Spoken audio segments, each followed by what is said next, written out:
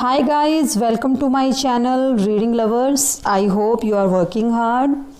आज हम करने वाले हैं सिंटैक्स, क्योंकि ये जो टॉपिक हैं ये बिल्कुल बेसिक है इंग्लिश का। ये हमारे जितने भी आपके एग्ज़ाम्स होते हैं, चाहे केवीएस का है, ग्रुप डी है, बैंकिंग है या ऑल टाइप्स ऑफ एग्ज़ाम, ये सब में आते हैं ये टॉपिक्स। और अक्सर हम देखते हैं इंग्लिश लैंग्वेज में जो कॉमन एरर्स होते हैं वो बिल्कुल उनमें लिटिल बिट डिफरेंस होता है, क्योंकि हमें सब्जेक्ट वर्ब एग्रीमेंट मेन चीज़ होती है वो हम भूल जाते हैं कि इसमें जो कॉमन एरर्स हैं हम उसमें डिफरेंस नहीं कर पाते। तो चलिए हम देख लेते हैं आज अपना टॉपिक है जो हमारा सिंटैक्स का। इसमें हमारा फर्स्ट है जैसे सब्जेक्ट वर्ब एग्रीमेंट। मेन जब भी हम कोई सेंटेंस पढ़ते हैं तो हमें उस सेंटेंस के जो भी सेंटेंस है उसका सब्जेक्ट, उसका नंबर और जो पर्सन है जो वर्ब का यूज़ हुआ है उसमें, यानी वो सब्जेक्ट वर्ब एग्रीमेंट कहलाती है। देखने में वैसे तो ये इजी लगता है, लेकिन हमें ये लगता है कि मेनली जब हम एग्ज़ाम में कर रहे होते हैं तो हम अक्सर चूक जाते हैं, गलती करते हैं कि जो हमारा जो कॉमन एरर होता है, यानी जो कॉमन एरर होता है वो या तो किसी वर्ड में एस या ईएस का होता है, या फिर कोई वर्ड सिंगुलर या प्लूरल फॉर्म में होता है कि ये सिंगुलर है प्लूरल में है। तो एक्चुअली उन जो एरर है हम उनको कंसीडर नहीं कर पाते, देख नहीं पाते। तो हमें बिल्कुल इसका पता होना चाहिए। तो अब इसमें हम थॉरली देख लेते हैं कि हमारा जो मेन जो लैंग्वेज इससे ये इंग्लिश का बेस है, इससे आप इंग्लिश बहुत अच्छे से सीख सकते हैं और इवन फ्लुएंसी में भी बोल सकते हैं। ये देख लीजिए, जैसे यदि सब्जेक्ट, अब इसका अपना मेन टॉपिक देख लेते हैं सिंटैक्स का। मेनली हमें सेंटेंस में सबसे पहले सब्जेक्ट आता है। ये आप सभी को पता होगा कि सब्जेक्ट जो होता है जैसे ही, सी, कोई नेम ही हो गया, शी हो गया, कोई नेम हो गया, वो जो वाक्य जिससे शुरू होता है, यानी जो सेंटेंस हमारा जिससे शुरू होता है वो सब्जेक्ट होता है। और हम अक्सर कई बार इग्नोर कर जाते हैं कि यदि हमारा जो सब्जेक्ट है वो सिंगुलर में हो, तो हमें ये बात याद रखनी चाहिए कि यदि हमारा जो सब्जेक्ट है, मैं इसे SUB से डिनोट कर देती हूँ, जो सब्जेक्ट है वो सिंगुलर हो तो वर्ब ऑलवेज सिंगुलर होता है। ये बात याद रखने वाली थी। कई बार जैसे ही हमारा सब्जेक्ट है तो हम ही के साथ अगर गो वर्ब यूज़ कर रहे हैं तो हम इसके साथ क्या लगाएंगे, ही गोज़। ये अदर रूल है, लेकिन हमें पता होना चाहिए कि ही जो है वो सिंगुलर सब्जेक्ट है, ठीक है। और सेकंड आता है हमारा सब्जेक्ट यदि प्लूरल हो तो वर्ब प्लूरल यूज़ होता है। तो जैसे यू हो गया तो उसके साथ हम जैसे यू हो गया तो यू के साथ हम अगर EJMR में से यूज़ कर रहे हैं तो हम आर यूज़ करेंगे, नहीं वो प्लूरल फॉर्म में यूज़ करेंगे अपना वर्ब, क्योंकि ये वर्ब है। ये जैसे गो की बात होगी तो यू गो आएगा, इस तरह। तो ये बिल्कुल छोटे छोटे और बेसिक कॉमन एरर है जिसको हम अक्सर इग्नोर करते हैं। अब आगे देख लीजिए कि वर्ब का जो सही रूप है वो प्रयोग, जब हम वर्ब का जो यूज़ करते हैं तो जो वर्ब होता है तो वो सिंगुलर और प्लूरल सब्जेक्ट और सिंगुलर और प्लूरल वर्ब को पहचानने, लेकिन उनको हम रिकॉग्नाइज कई बार नहीं कर पाते और जो हमारी जो वर्ब है हम उसका यूज़ करने में चूक जाते हैं, भूल कर बैठते हैं। जैसे आपकी जो बेसिक्स होती हैं शुरू से ही आपको पढ़ाया जाता है, जैसे सिंगुलर सब्जेक्ट हो गए हैं हमारे, ये मैं सब्जेक्ट की बात कर रही हूँ, और ये सिंगुलर वर्ब्स, ठीक है। जो सिंगुलर सब्जेक्ट हो गए जैसे आई, यू, ही, शी, इट, कोई नेम हो गया, राम, सीता, जैसे द बॉय, द गर्ल, पूरी उसको डिनोट करता है जो क्लास को। और इसी तरह हमारे सब सिंगुलर वर्ब भी होते हैं, जैसे एम, इज़, एम, आर, जिसको हम कहते हैं वॉज हो गया, हैज़, ठीक है। और जो आर है वो राइट्स, ड्रिंक्स, जिसमें एस आता है। और इसी तरह हमारा जो सब्जेक्ट है वो प्लूरल फॉर्म में भी होता है, जैसे we, you, they, Ram and Shyam, Geeta and Rita and the boys and the girls. ये हो गया आपके प्लूरल। और इसी तरह आपके प्लूरल वर्ब्स होते हैं are, were, have, do, write और ड्रिंक। तो ये आपको बेसिक, ये बिल्कुल बेसिक चीज़ है जो हर आपके सेंटेंस में यूज़ होती है। आपको ये याद रखने वाली बात है कि हमारा जो सब्जेक्ट है वो सिंगुलर फॉर्म में है या प्लूरल फॉर्म में है। इसी तरह हमारी जो वर्ब होती हैं वो भी सिंगुलर और प्लूरल फॉर्म में होती है। यहाँ तक क्लियर है? चलो आगे देख लेते हैं। अब इसमें ये क्या कह रहा है कि बहुत हम वर्षों से वर्ब का यूज़ करते आ रहे हैं, लेकिन इसके बावजूद भी हम इस चैप्टर को क्यों पढ़ना चाहते हैं, हमें इसकी इनअवेलेबिलिटी, अनिवार्यता क्यों महसूस होती है? क्योंकि इसका जो रीज़न है, हमें ये नहीं पता चलता सेंटेंस में कि उसका सब्जेक्ट क्या है, और अगर पता चलता भी है तो हम उसके नंबर और पर्सन के बारे में उलझ जाते हैं, उसमें कंफ्यूज हो जाते हैं कि भाई इसमें इसका नंबर क्या है, और जो वर्ब है वो जैसे आगे सेंटेंसेस में आएगा आपके पास, जैसे एडवर्ब हो गया, ये इसका एडवर्ब क्या बनेगा, ये कैसे यूज़ हुआ है। सो चलिए हम लोग वर्ब्स के कंफ्यूजन को दूर करते हैं। चलो देखते हैं। जैसे नाउन प्लस SEIS, आपको नाउन पता ही है जिसको हिंदी में संज्ञा बोलते हैं। और क्योंकि मैं हिंदी में इसलिए बता रही हूँ क्योंकि हिंदी में जो हमारी जो डेफिनेशंस होती है हम उनसे इजीली कर सकते हैं। जैसे किसी वस्तु, स्थान, भाव, गुण आदि के नाम को संज्ञा कहते हैं, लेकिन कोई जिसमें नाउन अगर में S या ES या IES है तो उसमें प्लूरल फॉर्म लगेगी, और अगर वर्ब है S है, ES है, सिंगुलर वर्ब यूज़ होगी इसमें। तो ये याद रखने वाली बात है कि अगर नाउन के साथ, ठीक है, कोई वस्तु है, कोई पर्सन है, कोई थिंग है, अगर उसके साथ S या ES लगा हुआ है और तो वो प्लूरल नाउन है, और वर्ब प्लस S या ES है वो सिंगुलर वर्ब है। ठीक है, तो चलिए अब हम ये बिल्कुल बेसिक इसका हम कर चुके हैं, तो अब हम इसके रूल्स देख लेते हैं कि इनको कैसे कैसे रूल फॉलो हमें करने होते हैं। जैसे रूल नंबर 1 है हमारा, आप चाहे तो अपना साथ साथ राइट डाउन कर सकते हैं, इससे आपको इजी रहेगा, क्योंकि जो चीज़ें हम लिखते हैं वो हमारे माइंड में ज़्यादा टाइम तक रहती हैं। यदि सेंटेंस का सब्जेक्ट, जैसे ये सब्जेक्ट देख लीजिए, एक सिंगुलर नाउन हो तो उसके साथ सिंगुलर वर्ब का यूज़ होता है। हमें जितना ये देखने में इजी लगता है, जब हम इसे अप्लाई करते हैं तो हम मोस्टली कंफ्यूज हो जाते हैं। जैसे SN, इसका मतलब है जो सब्जेक्ट है वो ये जो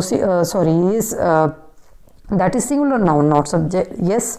और वर्ब है जो सिंगुलर वर्ब है SV का मीन्स ऑलवेज लेट, तो ये ठीक है। मोहन वर ऑलवेज लेट, वैसे सिर्फ वॉज वर यानी वर्ब का इसमें डिफरेंस है, इसमें प्लूरल वर्ब यूज़ हुआ है। अभी हमने पढ़ा था कि अगर हमारा जो सब्जेक्ट सिंगुलर है तो हम किसका यूज़ करेंगे?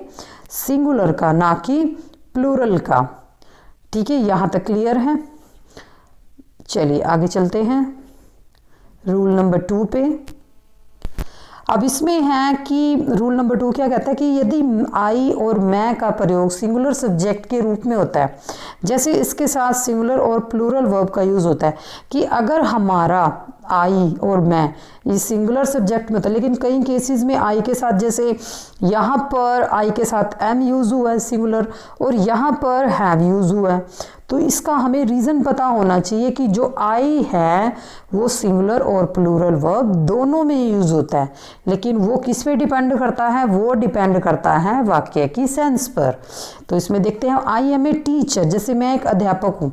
आई यहाँ पर क्या है? एक सिंगुलर सब्जेक्ट है, क्योंकि एक पर्सन बोल रहा है ना, मैं एक क्या हूँ? अध्यापक हूँ।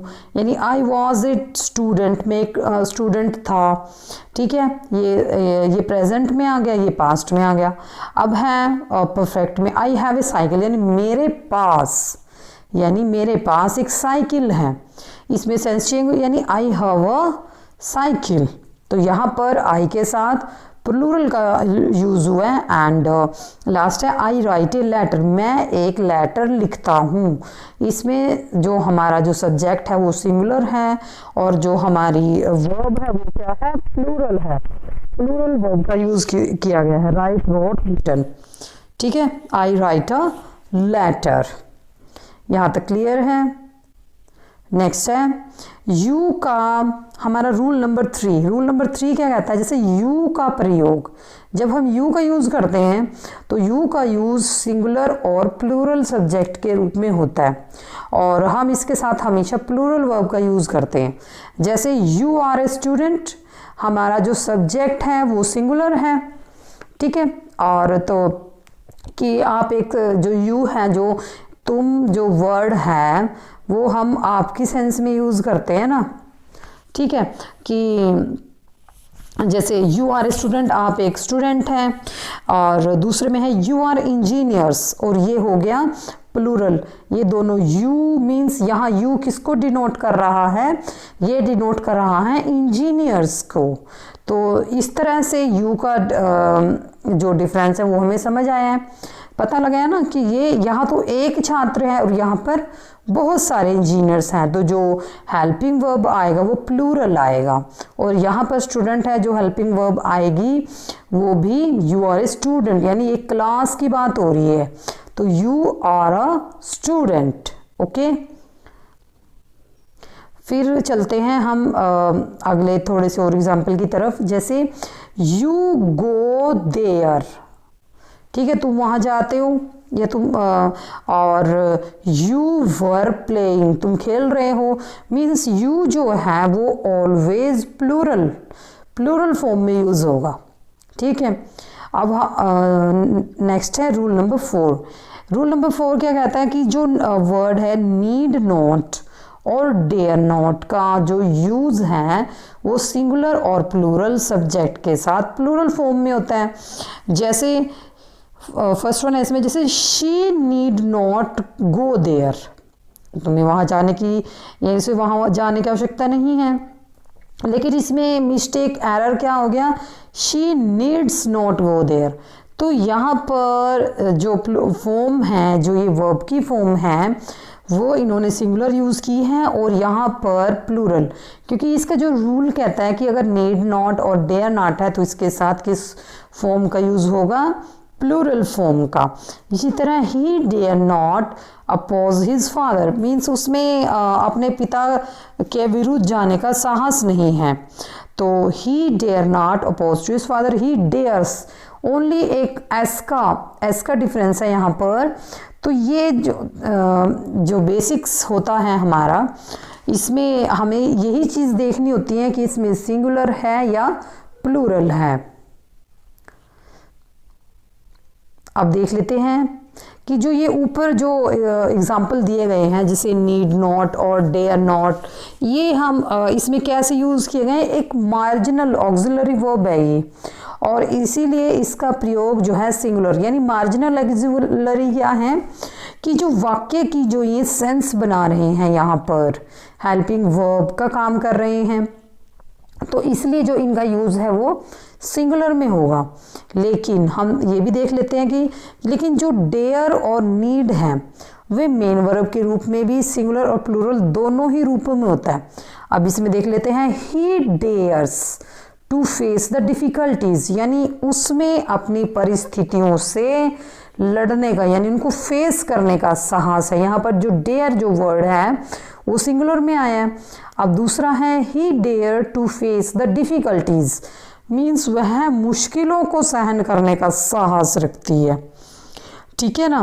तो इसमें डिफरेंस क्या हुआ, he dares to face the difficulties, he dare to face the difficulties. तो यहाँ पर इसने प्लूरल करके क्या कर दिया, इसको रॉन्ग कर दिया। तो यहाँ पर जो नीड और डेयर है ये मेन वर्ब के रूप में है ना, यहाँ पर जो ये मेन वर्ब के रूप में है तो ये सिंगुलर होगा, लेकिन ये किसके हिसाब से सिंगुलर और प्लूरल होगा, ये होगा सब्जेक्ट के हिसाब से। जैसे यहाँ पर ही जो है वो सिंगुलर है। अब इसमें देखते हैं, she needs a book, she needs a book. अब शी जो है वो सिंगुलर है तो ये करेक्ट है, शी नीड ए बुक, तो इसको प्लूरल फॉर्म में आ गया, फिर ये रॉन्ग हो गया। और दे नीड बुक्स, तो दे क्या हुआ, प्लूरल हो गया, तो इसका मतलब ये राइट हुआ। दे नीड्स, अब इसको सिंगुलर बना लिया क्योंकि हमारा जो सब्जेक्ट है वो क्या है, वो प्लूरल है, तो इसीलिए यहाँ पर सिंगुलर नहीं प्लूरल आएगा, तो ये रॉन्ग हो गया, ठीक है। चलिए अपने देख लेते हैं। तो अब पॉइंट आउट क्या कर रहे हैं कि चलो इन नेगेटिव सेंटेंसेस को देख लेते हैं कि he does not dare to go out in the sun, कि सन मीन्स यहाँ पर कि वह बाहर धूप में जाने का साहस नहीं कर रही कि धूप बहुत तेज है या इस तरह। तो यहाँ पर जो ही है वो सब्जेक्ट सिंगुलर है, डज नॉट यानी SAV यहाँ पर जो सिंगुलर एक्सुलरी होती है ना डेयर, ठीक है, वर्ब है। टू गो आउट यानी ये MV यहाँ पर मार्जिनल भी, जो मार्जिनल अभी हमने पढ़ा था तो मार्जिनल ऑक्सिलरी वर्ब, ठीक है, तो यहाँ पर ये राइट है। अब दूसरा है she does not need a book, तो इसी तरह आया ये सब्जेक्ट सिंगुलर है और डज नॉट SAV यानी सिंगुलर ऑक्सिलरी वर्ब है और नीड क्या है, मार्जिनल वर्ब। तो हमें एक एक जो सेंटेंस में जो वर्ड यूज हुआ है उसी का ही ध्यान रखना होता है, वही चीज सिंटेक्स होती है। तो नेक्स्ट है I do not need a pen, मुझे एक पेन की जरूरत नहीं है। तो यहाँ पर जो आई का यूज हुआ है वो सिंगुलर सब्जेक्ट में यूज हुआ है, तो यहाँ पर प्लूरल, ये एस जो है प्लूरल एक्सुलरी, ठीक है, और ये मार्जिनल वर्ब, ठीक है, ये यहाँ पर राइट है। और अब ये इन्होंने ये भी बता रखा है कि SAV का जो सिंगुलर ऑक्सिलरी वर्ब होता है। अब ये देखते हैं कि जैसे ये सेकंड बता रहा है कि डेयर नॉट और नीड नॉट के बाद इन्फिनिटिव विद टू का यूज़ नहीं होता है। हम जो कुछ ये ग्रामर के जो ऐसे टॉपिक्स होते हैं जैसे क्लॉज हो गया या जीरंड हो गए या इन्फिनिटिव होगी, इसमें बहुत ज़्यादा कंफ्यूज होते हैं। हमारी ये कंफ्यूजन तभी दूर हो सकती है अगर हमें जो सेंटेक्स है, जो वाक्य रचना है इन हिंदी हम इसे कह सकते हैं, जो हमें वाक्य की जो रचना है कि वाक्य में हमारे यूज़ क्या क्या है उसके हिसाब से हम इसको देख सकते हैं। जैसे he dare not to come here, ये रॉन्ग हो गया, लेकिन he dare not come here यानी वह यहाँ, ये राइट है क्योंकि वह यहाँ आने का साहस नहीं कर रही, लेकिन क्योंकि जो रूल है वो डेयर नॉट और नीड नॉट के बाद इन्फिनिटिव विदाउट टू का यूज नहीं होता। ये जो रूल्स होते हैं हमारे, ये हमें अपनी मेमोरी में रखने तो नहीं, हमारी मेमोरी में कब रहते हैं, जब हम इन्हें बार बार रिवाइज करते हैं। और हम कई बार ये सोच के इनको छोड़ देते हैं कि नो ये तो इजी है, लेकिन जब हम कॉमन एरर्स देखते हैं तब हमें इनकी याद आती है कि हमें इसका पता होना चाहिए कि इसमें टू आएगा या नहीं आएगा। जैसे you need not to go there, ये रॉन्ग है क्योंकि यहाँ पर टू की ज़रूरत नहीं है, you need not go there. जैसे हम स्पीकिंग में भी बोलते हैं, जब फ्लुएंसी में बोलते हैं you need not go there, तो कई जो सेंटेंस है वो हमें ऐसे भी आते हैं। अब थर्ड में क्या कह रहा है कि यदि डेयर और नीड का प्रयोग हिम्मत होना या पढ़ना या किसी की आवश्यकता होना के अर्थ में मेन वर्ब के रूप में हो, तो इसके बाद इन्फिनिटिव विद टू का प्रयोग जरूरत के मुताबिक होगा। तो ये कन्फ्यूज़न हमें क्रिएट होता है कि भाई यहाँ पर तो नहीं आया और यहाँ पर आ गया। तो ये आपको याद रखने वाली बात है कि कहाँ पर आएगा और कहाँ पर नहीं आएगा। जैसे he dare to oppose his father, यहाँ पर सही है he dares oppose his father, means वो सॉरी दिस इज टीचर, ये अपने टीचर से अपोज रखने का साहस करता है, ये ही subject. She needs to come here, she needs to come here और शी नीड्स कम्स हेयर, तो यहाँ पर ये रॉन्ग है और ये राइट है। तो यहाँ तक आपको समझ आए हैं, तो आई होप आपको समझ आए हैं और आप अच्छे से इनको कर रहे होंगे। तो अब इसमें देख लेते हैं रूल नंबर 5। अब आता है स्पोजिशनल सेंटेंस कि स्पोज मीन्स जैसे कहते हैं स्पोज यार, if as though, if only, suppose, I wish, इस तरह के सेंटेंस देखने को मिलते हैं। We wish, he wish, she wish जो स्टार्ट होते हैं, तो इसमें क्या होता है, इसमें एक बिल्कुल इमेजिनेशन होती है, एक कोई जिसको कह सकते हैं इम्पॉसिबल सा काम होता है, शर्त होती है कि जैसे इन शब्दों के बाद नंबर, किसी भी नंबर पर्सन के सब्जेक्ट का प्रयोग क्यों नहीं होता, फिर भी प्लूरल वर्ब का प्रयोग होता है। जैसे I wish Veena were my wife, ठीक है, I wish Veena was not, क्योंकि यहाँ पर क्या हो रहा है, एक इमेजिनेशन हो रही है कि भाई मैं सोचता हूँ कि वो मेरी पत्नी बने, या if he were my boss he would suspend me, कि अगर ये मेरा बॉस होता तो ये मुझे सस्पेंड कर देता। इस तरह की मीन्स जो कोई इमेजिनेशन जिनका कोई मीन्स नहीं होता। और जैसे if he was my boss, he was, वैसे तो यहाँ पर ही जो है वो सब्जेक्ट है, सब्जेक्ट सिंगुलर के हिसाब से यहाँ पर वॉज आना चाहिए था, लेकिन जो सेंटेंस की जो सेंस बनती है, यानी यहाँ सुपोजिशनल कंडीशन है, एक कल्पना है कि अगर ये मेरा बॉस होता तो ये हो जाता, और अगर ये मेरा बॉस होता तो इस तरह होता। ठीक है, जैसे रमन कहता है Raman talks to me as if he were the general manager of Nippo company, और ये राइट है। और इसमें Raman talks to me as if he was, यहाँ पर रमन वैसे तो सिंगुलर है, लेकिन क्या है ये हमें इसके पढ़ के ही पता चलेगा कि यहाँ पर क्या हो रहा है। और ये वैसे समझ भी आ रहा है कि यहाँ पर सपोज एक इमेजिनेशन है, एक कोरी कल्पना है कि अगर ये इसका मैनेजर होता तो ऐसे होता। ठीक है, क्लियर है। नेक्स्ट है, अब देखते हैं इसमें नोट, जब कि कंडीशनल सेंटेंस अभी उसी जैसा ही है, जैसे इफ, एज, दो से स्टार्ट होते हैं, ये कंडीशन की बात है कि इसमें जो स्थिति होती है वो रियल होती है, उसमें तो रियल नहीं थी और इसमें रियल है। जैसे इस केस में इफ, एज, दो के बाद जो सब्जेक्ट यूज होता है उसके नंबर और पर्सन के मुताबिक वर्ब का यूज होता है। जैसे इफ यू कम हेयर, अगर तुम यहाँ आओगे, आई विल टीच यू, कि अगर तुम यहाँ आओगे मैं तभी तुम्हें पढ़ा पाऊंगा। ठीक है, ये रियल एक सिचुएशन दिख रही है ना, कि अगर आप यहाँ पर आते हो तो मैं तभी आपको पढ़ा पाऊंगा। Sneha looks as though as she has been working, और स्नेहा ऐसे दिख रही थी जैसे वो कार्य कर रही है। ठीक है, तो ये एक रियल एक कंडीशन, एक स्थिति दिखा रहे हैं, एक सिचुएशन दिख रही है इसमें कि अगर आप यहाँ पर आते हैं तो आप पढ़ेंगे, और अगर वो ऐसे दिख रही है जैसे वो कार्य कर रही हैं। ठीक है, तो चलिए इसमें 6th रूल देख लेते हैं। रूल नंबर 6, ऑप्टेटिव सेंटेंस में सिंगुलर सब्जेक्ट के साथ भी प्लूरल वर्ब का यूज होता है। ऑप्टेटिव सेंटेंस कौन से होते हैं? सबसे पहले तो हमें इस सेंटेंस का टाइप पता होना चाहिए कि जो ऑप्टेटिव सेंटेंस वो होते कैसे हैं। इसमें ऑप्टेटिव सेंटेंस में जो है ये विषय से संबंधित होते हैं, हमारी इच्छा से संबंधित होते हैं। ठीक है, तो इसमें भी देख लेते हैं, नोट में भी दिया हुआ है कि जो ऑप्टेटिव सेंटेंस है वो हमारी इच्छा का बोध होता है। कभी कभी में ऑप्टेटिव सेंटेंस में नहीं दिया रहता है, जिससे हम लोगों को अंडरस्टूड कर लेना चाहिए। और ये हमें अंडरस्टूड कब होगा? जब हमें वाक्य की जो कंप्लीट सेंस है वो समझ में आएगी। और हमें वाक्य की कंप्लीट सेंस कब समझ में आएगी? जब हमें उसका सिंटैक्स याद होगा, हमें समझ आएगा कि इसमें सब्जेक्ट किस फॉर्म में है, वर्ब किस फॉर्म में है।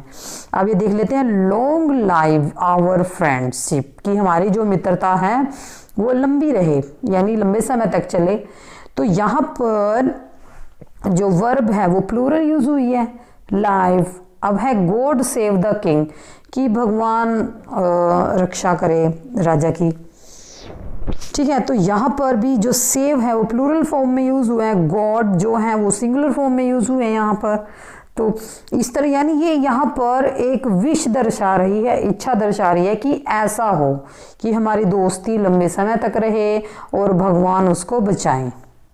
ठीक है, तो इस तरह ये ऑप्टेटिव सेंटेंस में यूज होता है सिंटेक्स। अब आते हैं हम अपने नेक्स्ट रूल पर। ये क्या कहता है कि यदि टू सिंगुलर नाउन एंड से जुड़कर सेंटेंस के सब्जेक्ट के रूप में प्रयुक्त हो तो इसके साथ प्लूरल वर्ब का यूज होता है। जैसे ये mostly, this is very very important, ये अक्सर हर एग्जाम में हमें देखने को मिलता है और इसमें हम अक्सर कंफ्यूज हो जाते हैं कि दिस इज सिंगुलर और प्लूरल। लेकिन इस तरह के जो सेंटेंस होते हैं वो प्लूरल माने जाते हैं। जैसे रवि एंड कवि, ये प्लूरल हो गया। तो हम क्या करते हैं, इसमें कंफ्यूज हो जाता है कि इसमें हैज़ यूज होगा क्योंकि ये एक माना गया है। लेकिन जब ये एंड से जुड़ता है ना, ये रूल है इसका कि अगर ये एंड से जुड़ते हैं ना, जो सिंगुलर नाउन्स हैं, रवि वैसे तो सिंगुलर नाउन है क्योंकि एक पर्सन का नेम है ना, नाउन है ये, और कवि भी ऐसी ही है। तो ये जुड़कर क्या बन गए, प्लूरल बन गए हैं, और इसीलिए इसमें प्लूरल वर्ब का यूज़ होगा, done well in the examination. और अब इसमें गलती एरर क्या होता है कि रवि एंड कवि हैज़, यहाँ पर सिंगुलर वर्ब का यूज़ कर दिया है, तो ये रॉन्ग हो गया है। इसी तरह a boy and a girl love each other, ये राइट है। A boy and a girl loves, सिर्फ ओनली एस लगा दिया है, और देखने में क्या लग रहा है, दोनों बिल्कुल सेम से प्रतीत होते हैं।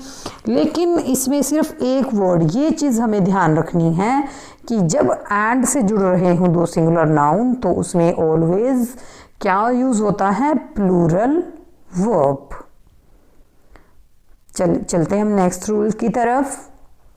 आप इन्हें ध्यान से पढ़िए और इन्हें रिवीजन करते जाएं, तभी ये हमें याद होते हैं अच्छे से। अब पेयर वर्ड्स क्या होते हैं, जिसको हिंदी युगल शब्द जैसे bread and butter, rice and curry, hammer and sickle, slow and steady, truth and honesty, horse and carriage, crown and glory, rise and fall, coming and going, screaming and shouting, age and experience, eggs and bacon, harm and eggs, long and short, sum and substance, bag and baggage, etc. इस तरह के जो sentence subject के रूप में use होते हैं, तो हमें क्या लगता है कि एक ही चीज़ के बारे में बात हो रही है, और ये इसमें सिंगुलर का हम क्या मान लेते हैं कि भाई ब्रेड भी है और बटर भी है, ये दो चीज़ें हम इसको मान लेते हैं, लेकिन ये सिंगुलर होती हैं एंड के साथ जुड़ के, यानी bread and butter is my favourite breakfast, ये राइट है यहाँ पर। और अगर हम इसको प्लूरल मानते हैं ब्रेड एंड बटर आर, तो ये क्या हो जाता है, रॉन्ग हो जाता है। तो ये आपने देखना है कि अगर ये पेयर वर्ड्स हों तो ये ऑलवेज सिंगुलर में यूज़ होते हैं। और क्या एग्जाम्पल है इनके, जैसे राइस एंड करी इज ए पॉपुलर डिश, और इसमें आर लगा दिया तो ये रॉन्ग हो गया। यदि दो अनकाउंटेबल नाउन्स एंड से जुड़कर, अब ये क्या बता रहा है कि यदि दो सिंगुलर अनकाउंटेबल एंड से जुड़कर सब्जेक्ट सेंटेंस के सब्जेक्ट में यूज होते, तो इससे एक क्लास का बोध होता है, और इसके साथ प्लूरल वर्ब का यूज होता है। जैसे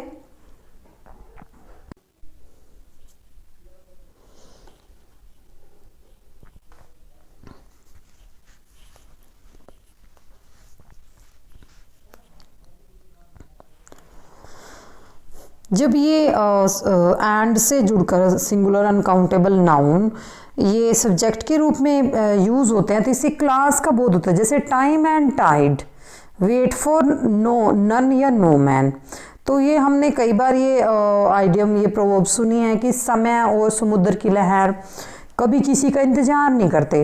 लेकिन इसमें क्या होता है कि जो ये सब्जेक्ट है टाइम और टाइड, ये सिंगुलर हैं, क्योंकि समय और समुद्र यानी दो चीज़ों की बात कर रहा है ना ये, तो नेवर वेट, यानी वेट ही नहीं करते, वेट फॉर नन या नो मैन।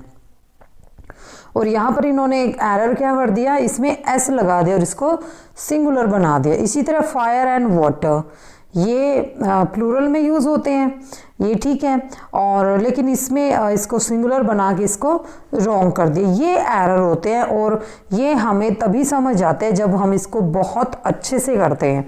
इसी तरह गोल्ड और सिल्वर है, आर प्रीशियस मेटल्स, ये राइट है, और गोल्ड एंड सिल्वर इज़, ये फिर वही इसको सिंगुलर बना दिया तो ये रॉन्ग हो गया। तो अब ये क्या कहता है कि जो ऊपर जो दो एग्जाम्पल हैं, वैसे ये पुरानी इंग्लिश में तो इसको करेक्ट मानते हैं कि जैसे टाइम एंड टाइड जो है, इसके साथ प्लूरल का वर्ब का यूज़ होना चाहिए जो बेहतर है।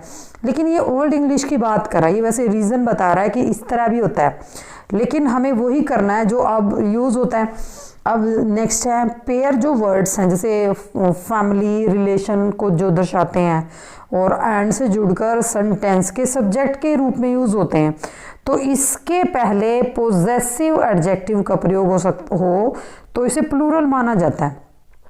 तो अब इसमें देख लेते हैं कि पोजेसिव जो एडजेक्टिव क्या होते हैं, ठीक है। इसके साथ प्लूरल, जैसे my mother and father are proud of me, यानी मेरे माता और मेरे पिता को मुझ पर क्या है, गर्व है। यानी ये किसको डिनोट कर रहा है, ये दो पर्सन्स को डिनोट कर रहा है, तो ये प्लूरल हुआ। इसी तरह योर अंकल एंड आंट, ठीक है, इसमें दो पर्सन है, अंकल और आंट, ठीक है। Want to settle in Delhi, और यहाँ पर एस लगा के इसमें क्या कर दिया, कॉमन एरर कर दिया। अब ये यही चीज़ कह रहा है कि जैसे माई मदर और फादर का मीन्स जो है यहाँ पर, यानी माई मदर एंड माई फादर, तो माई मदर और एंड के साथ इसको जोड़कर माई लगाने की ज़रूरत नहीं, क्योंकि ऑलवेज जो दो व्यक्ति हैं उनको डिनोट कर रहा है, उनको रेफर कर रहा है, तो इसलिए यहाँ पर जो प्लूरल वर्ब है उसका यूज़ ही होना चाहिए, और वो ठीक है। अब जो थर्ड एग्जाम्पल है ये उसका भी रीज़न दे रहा है कि थर्ड एग्जाम्पल में भी जो अंकल और आंट है वो दो पर्सन हैं, ये दो व्यक्तियों को दिखाता है। तो अब चलते हैं अपने रूल नंबर 9 की तरफ कि यदि दो सिंगुलर नाउन्स एंड से जुड़े हों, यानी सिंगुलर नाउन एंड से जुड़े हों, तो फर्स्ट सिंगुलर नाउन से पहले आर्टिकल और पोजेसिव एडजेक्टिव जैसे माई, योर, आवर एटसेट्रा का यूज हो, तो सेम पर्सन अर्थात एक ही व्यक्ति का बोध होता है। जैसे the principal and secretary was there, और इसके साथ किसका यूज होगा, सिंगुलर वर्ब का। इस तरह एक ही व्यक्ति जो प्राचार्य और सचिव दोनों हैं, यानी ये एक ही पर्सन की बात हो रही है। नेक्स्ट में देख लेते हैं, जैसे my uncle and guardian has come to see me, यानी एक ही व्यक्ति जो मेरे चाचा भी हैं और मेरे गार्जियन भी हैं, ठीक है। तो इसमें किसका यूज़ होगा, सिंगुलर वर्ब का। My uncle and guardian have come to see me, ये रॉन्ग है क्योंकि यहाँ पर दो पर्सन बना दिया और है ये सिंगुलर नाउन।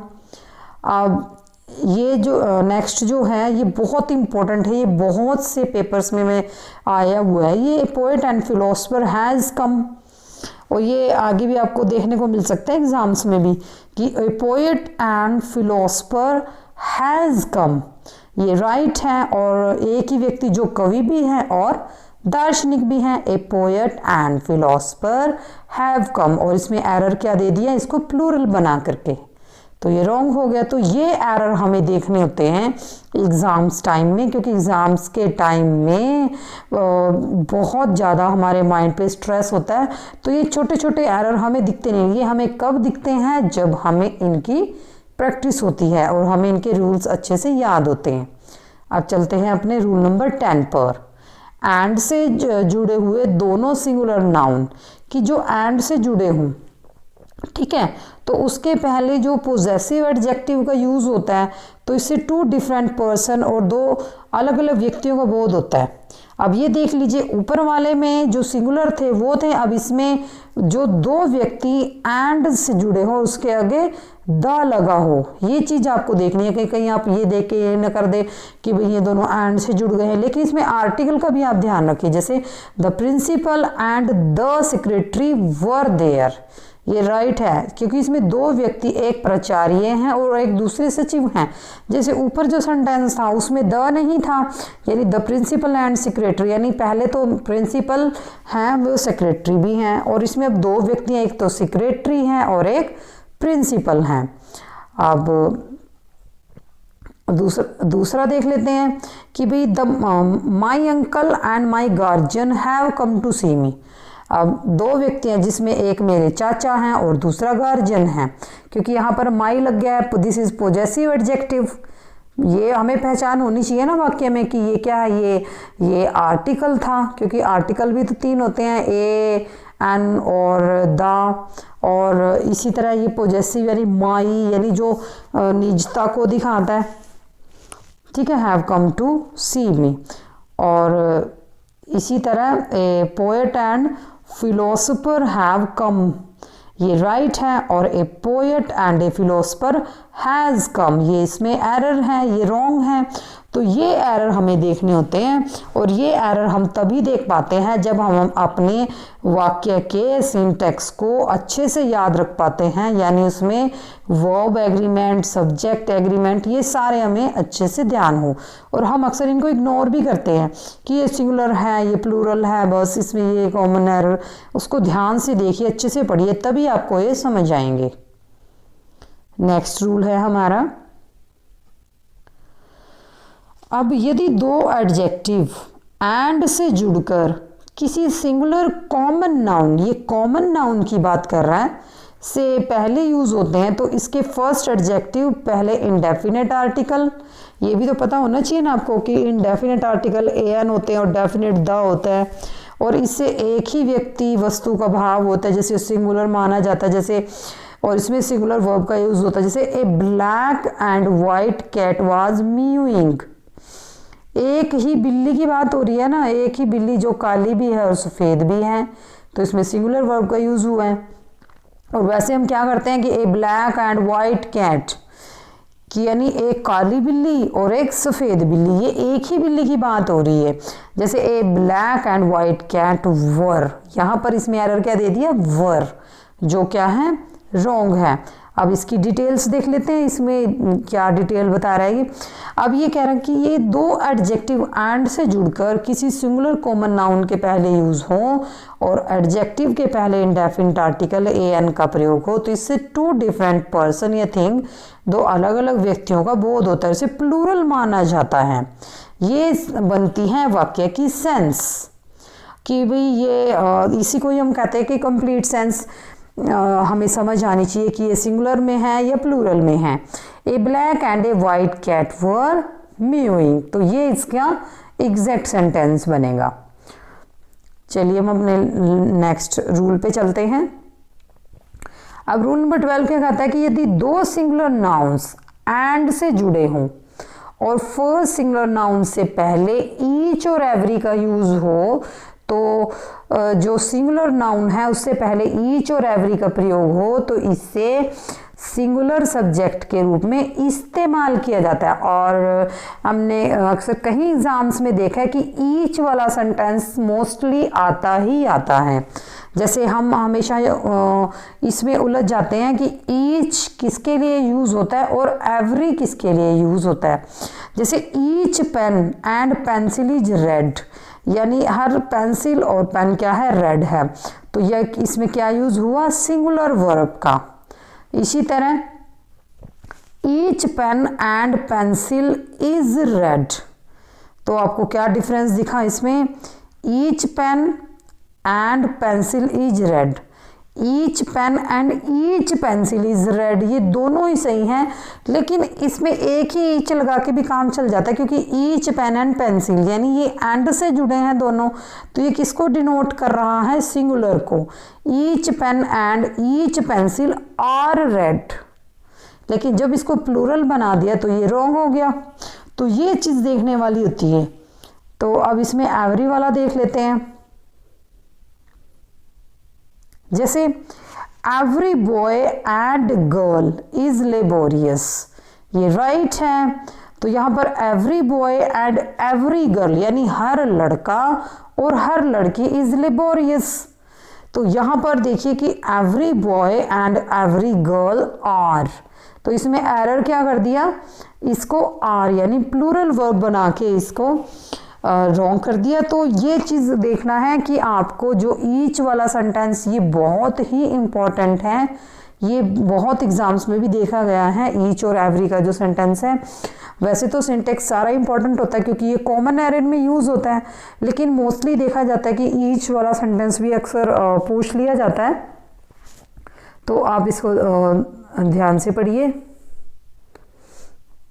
तो चलिए आज हमारा आप इन रूल्स को अच्छे से इनको लर्न करिए, इनको बार बार रिवाइज करिए, तभी ये ध्यान रहेंगे कि हमें सब्जेक्ट जो हमारे सिंगुलर सब्जेक्ट हैं, प्लूरल है, वर्ब हैं, वो सारा याद हमें कैसे करना है।